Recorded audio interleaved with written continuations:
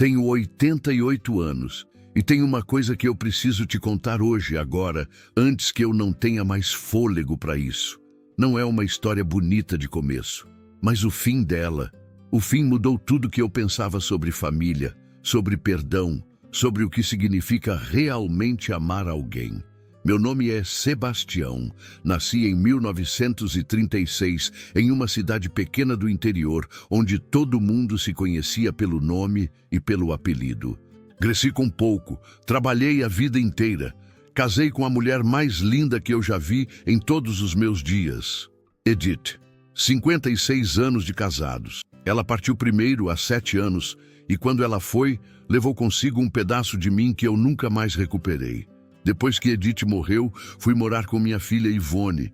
Ela sempre foi uma boa filha, sempre. Mas a vida foi ficando corrida. Ela trabalhava, os netos cresceram, o marido dela tinha os problemas dele. E eu aos poucos fui me tornando um peso. Não que ela dissesse isso com palavras, mas a gente sente, sabe?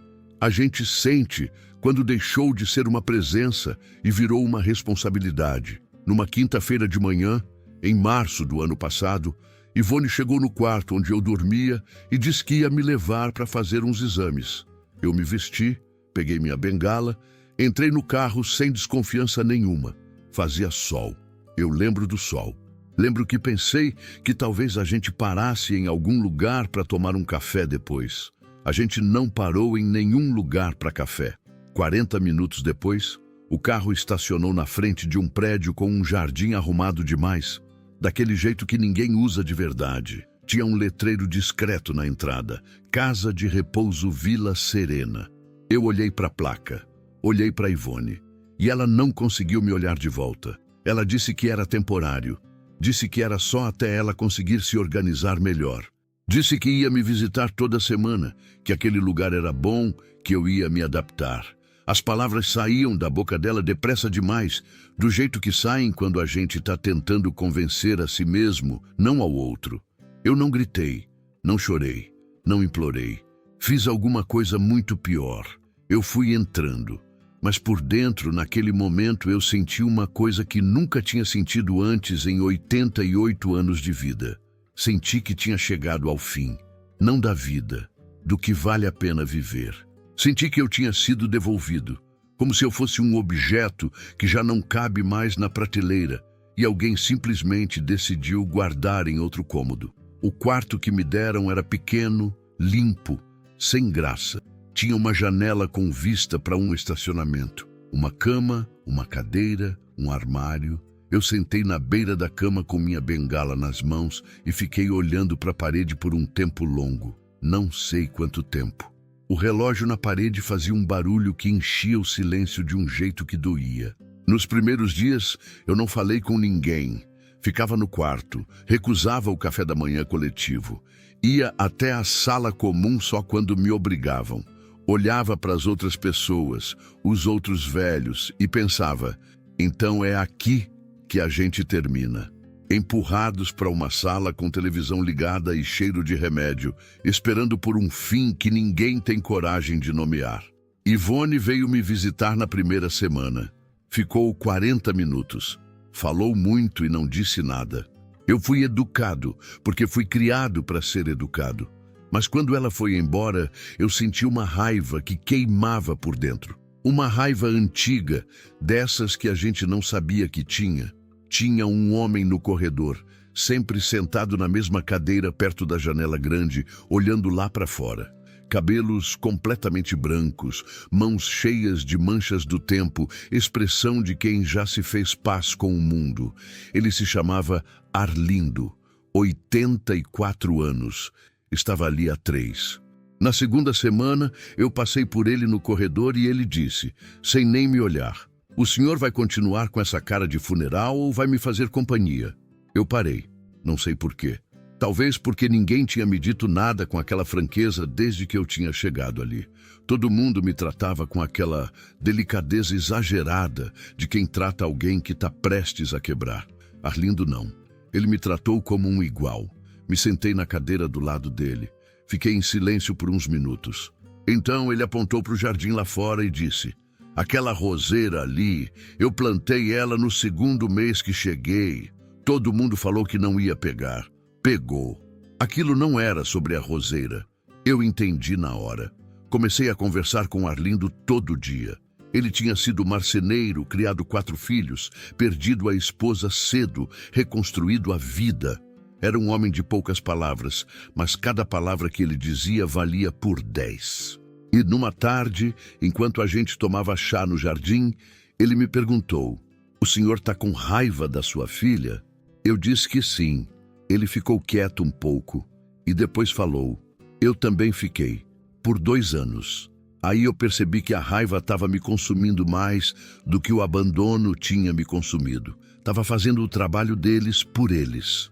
Essa frase ficou comigo dias, semanas. Eu ficava deitado à noite, no escuro do meu quartinho, com janela para o estacionamento, e repetia aquilo mentalmente. A raiva estava fazendo o trabalho deles por eles. Porque é isso que acontece, né? Quando a gente guarda mágoa, quando a gente fecha o coração, quando a gente decide que foi traído e ponto final, a gente pensa que está se protegendo. Mas, na verdade, a gente está se destruindo por conta própria e ainda está dando o crédito para quem nos machucou.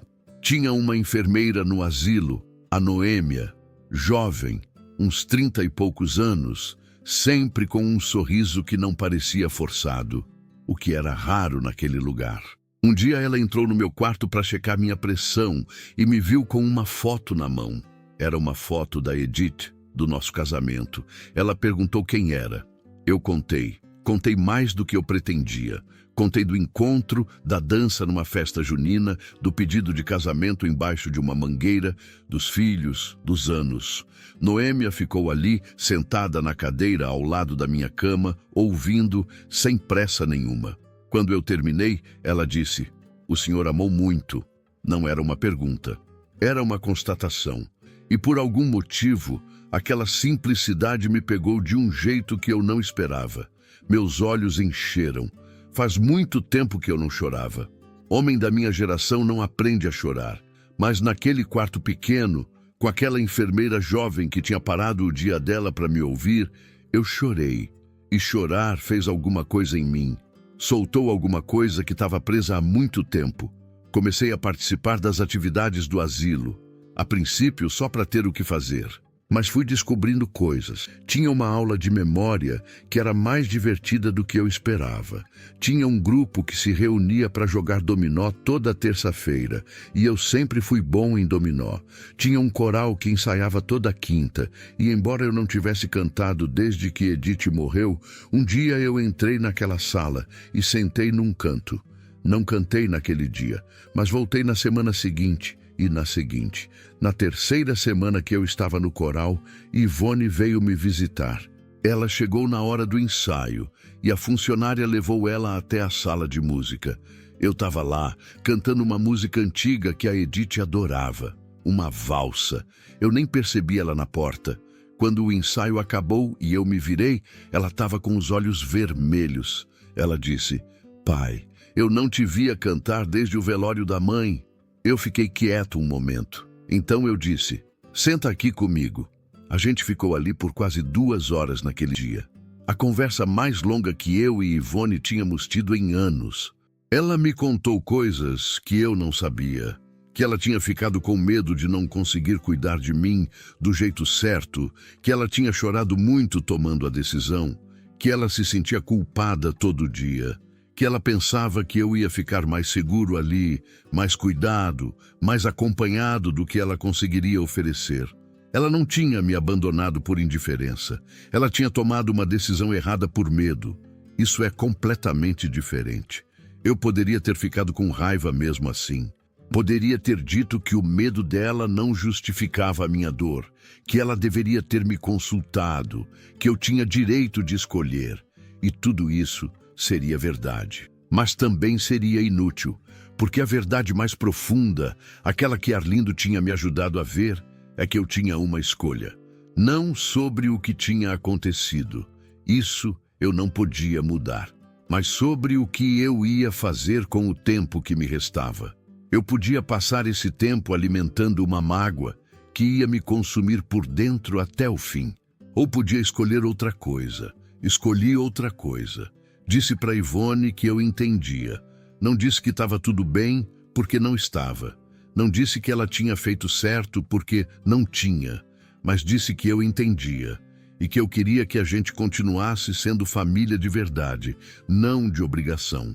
Ela chorou. Eu segurei a mão dela.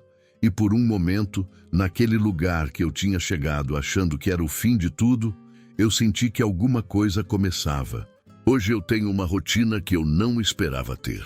De manhã, tomo café com Arlindo e a gente reclama do tempo juntos, que é a atividade favorita de homem velho que se preze. Às terças, domino. Às quintas, coral.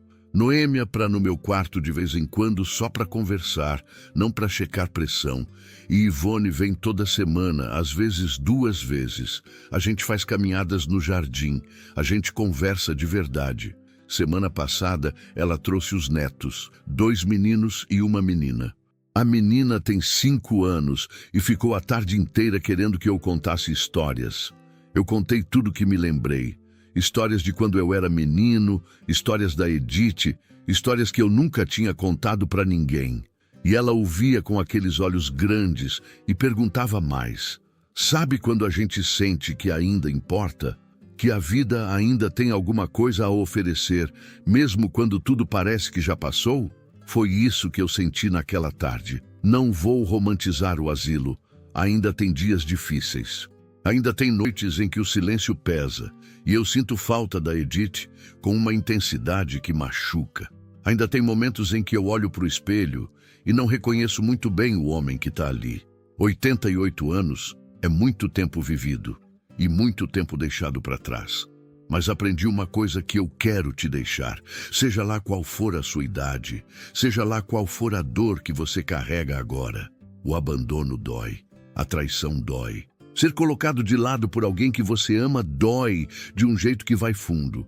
Mas ficar abraçado a essa dor, fazer dela a sua identidade, deixar ela definir quem você é e como você termina, isso é uma escolha. E é a pior escolha que você pode fazer. Não porque quem te machucou não mereça a sua raiva. Às vezes merece. Mas porque você merece mais do que uma vida inteira de mágoa. Eu cheguei naquele asilo pensando que era o fim. Descobri que era uma virada. Não porque o lugar era bom ou porque a situação era justa, mas porque eu decidi que ia ser uma virada. Essa decisão, essa pequena e enorme decisão, foi minha. Ninguém podia me tirar ela. Tenho 88 anos. Ainda canto valsa às quintas-feiras. Ainda ganho no dominó. E ainda tenho histórias para contar. O que você vai fazer com o tempo que você ainda tem?